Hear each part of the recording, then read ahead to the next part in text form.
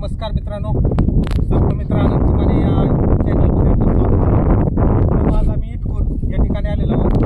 गणेश आडसूळ सरांच्या शेततळ्यावर आलेलो आहोत आणि याच्या अगोदर पण या शेततळ्यामध्ये भरपूर वेळेस म्हणजे 2 वेळेस साप पकडलेले आहेत. सुरुवातीला 2-3 साप होते. आम्ही ज्यावेळेस सुरुवातीला रेस्क्यूसाठी आलो त्यावेळेस दिसला होता एक साप, परंतु त्या ठिकाणी 3 साप आम्ही या ठिकाणी लावून पकडून बाहेर पर्यावरणामध्ये रिलीज केलेले होते. आणि परत एक मोठ्या साईजमध्ये मला वाटतं परड नाही नाग साप होता, परड होता ना, परड साप परत एक आम्ही रेस्क्यू केला. आणि आज सुद्धा मित्रांनो एक मोठ्या साईजमध्ये एक नाग साप या ठिकाणी सरांना दिसलेला होता आणि 2 दिवस झाले सरांनी कॉल केलेला होता. आज आपण या ठिकाणी आलेलो आहोत आणि नेहमीप्रमाणे इटकूर या ठिकाणी जर आम्ही आलो तर आम्हाला प्रत्येक वेळेस मदत करणारे आमचे मित्र गोकुळ आडसूळ ते सुद्धा आज आपल्यासोबत आहेत मित्रांनो. आणि जास्त वेळ न घेता आपण त्या सापाला बाहेर काढू आणि चांगल्या ठिकाणी पर्यावरणात रिलीज करू. व्हिडिओ शेवटपर्यंत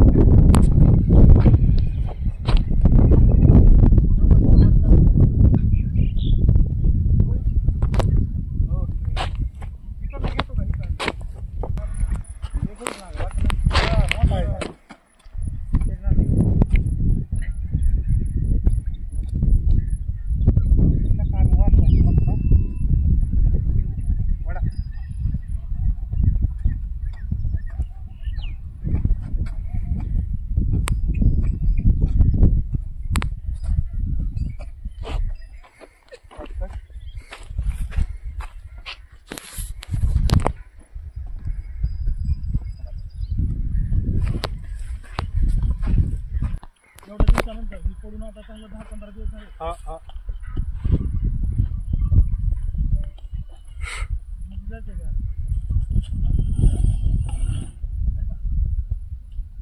म्हणजे काही सुद्धा असा वीक झालेला नाही बरं तसं. बघा मित्रांनो, नाग साप आहे आणि फुल साईजमध्ये आहे.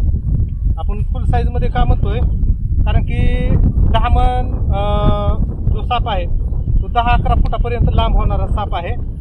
आणि त्या तुलनेत आपल्याला वाटतं की साप सुद्धा जो नाग साप आहे तो सुद्धा भरपूर लांब होत असेल, परंतु जास्त लांब होत नाही. 6.5-7 फुटापर्यंत फक्त लांब होणारे साप आहे ते नाग साप. त्याच्यामुळं याची जी लांबी आहे ती भरपूर आहे आणि जाडी सुद्धा एकदम चांगली आहे. त्याच्यामुळं आणि विशेष म्हणजे सर म्हणते 8-10 दिवसापासून हा या शेततळ्यामध्ये पडलेला आहे, तरी सुद्धा यानं म्हणजे जास्त वीक झालेला नाही किंवा त्याला. आणि दुसरी गोष्ट काय झालं की त्या कागदाचा एक तुकडा खाली पडलेला होता, त्याला आधार होता त्या ठिकाणी बसायला. आणि जर त्याला थांबायला जागा नसेल तर मित्रांनो जास्त दिवस तो साप पाण्यामध्ये राहू शकत नाही. तो 2-3 दिवसामध्ये तो पाण्यामध्ये बुडून मरू शकतोय. परंतु ह्याला थांबायला जागा होती, त्याच्यामुळे ह्याच्यावर कुठलाही काय परिणाम झालेला नाही.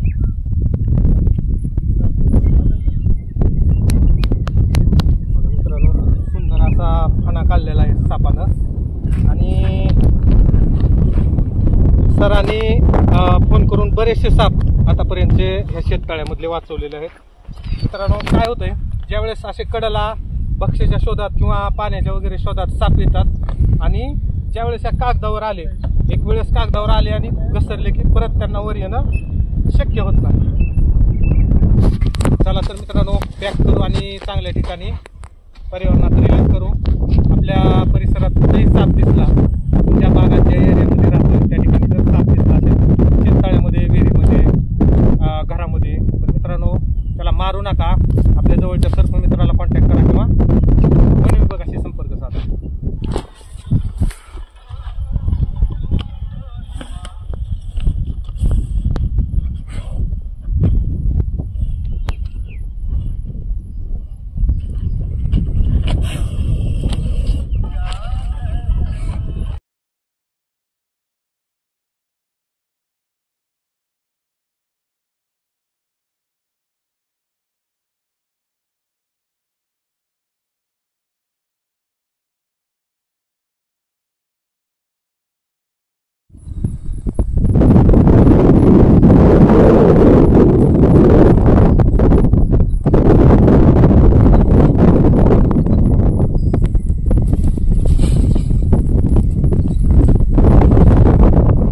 मित्रांनो, सर्पमित्र अनंत माने या यूट्यूब चॅनलमध्ये पुन्हा एकदा आपल्या सगळ्यांचं स्वागत.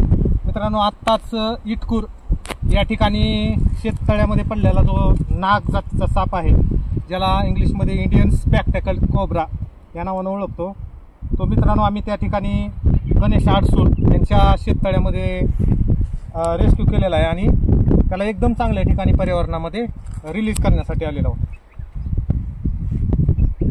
बघा मित्रांनो, बऱ्याच दिवसापासून तो त्या ठिकाणी त्या शेततळ्यामध्येच पडलेला होता आणि गणेश सरांनी काल आम्हाला फोन करून सांगितलं आणि आज मित्रांनो आम्ही जाऊन तो साप त्या ठिकाणी रेस्क्यू केला. मोठ्या साईजमध्ये नाग साप आहे, तो काट टाकायच्या अवस्थेत आलेला आहे. त्याच्यामुळे मित्रांनो एका डोळ्यावर त्याला त्या डोळ्यावर पापुद्रा आल्यामुळे व्यवस्थित दिसत नाही त्याला.